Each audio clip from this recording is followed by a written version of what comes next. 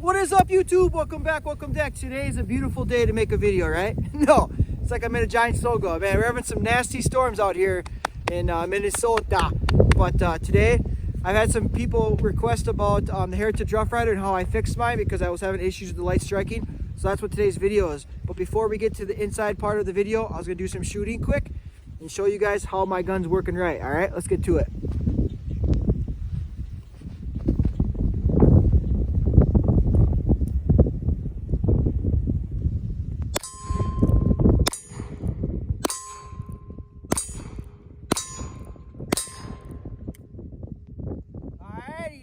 That's 6 shots. I'll get it loaded one more time and I'll show you guys that at least you can fire 12 shots, right? No, it's firing really good, but I'll show you one more time here. I'll get reloaded.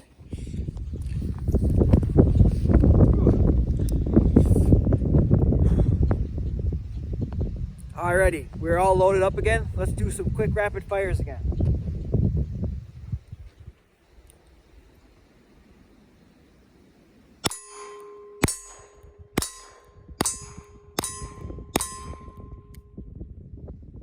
Like that.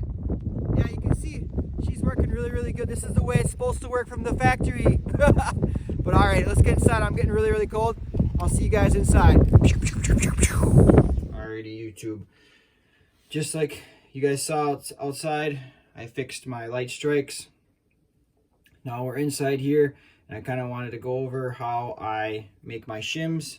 So my shims I use like a credit card. You can use like an old credit card or like an old movie rewards card. That's what this is.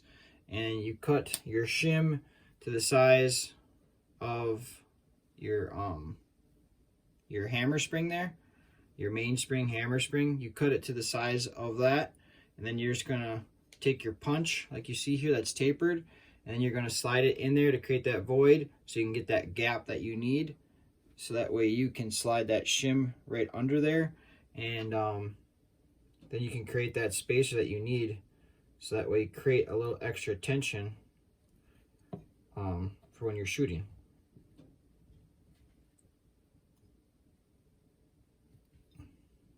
You can see I got that shim in there, and now it's going to create just a little bit extra tension, just like you saw in my video.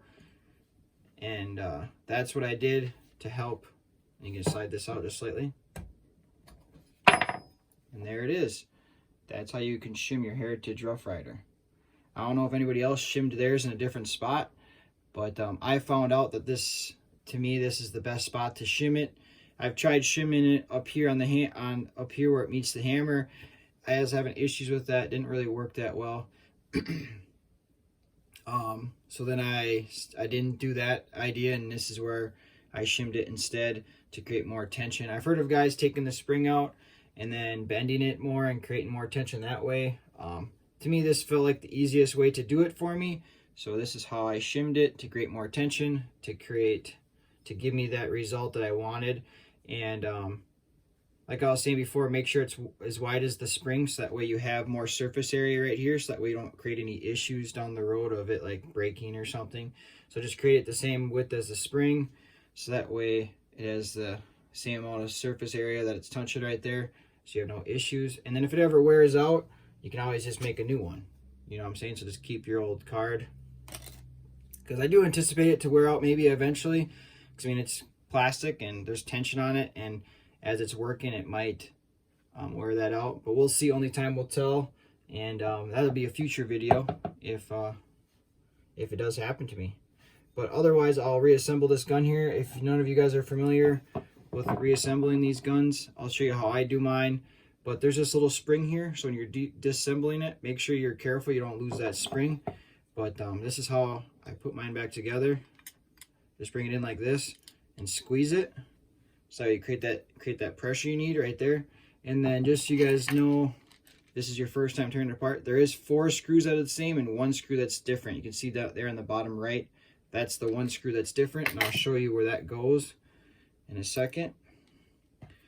But so first, get one of these screws started and try to get it snug down, but not tight. Snug it down, but don't tighten it all the way, because you want to make sure all your other screws line up perfectly before you completely tighten it down. So now you got that one screw down. It'll hold the tension of that spring like I was telling you. And then we're just going to get all the rest of these screws snug down. So I'm going to speed up this video so that way you don't get bored.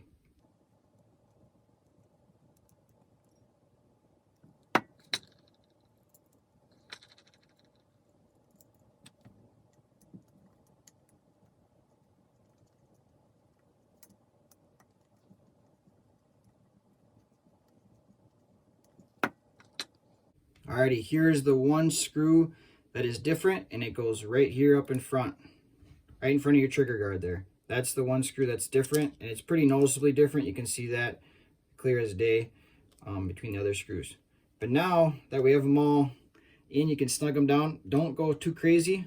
You don't need much tension there. I'd say like 1 pound-ish. Like, you're just going to snug them down. You don't want to reef on them because you don't want to strip out the top of your heads of the flatheads. So just reef them down a little bit. Just give it a nice little tight, snug tight, not crazy. But, yep, that's that. And then you can take,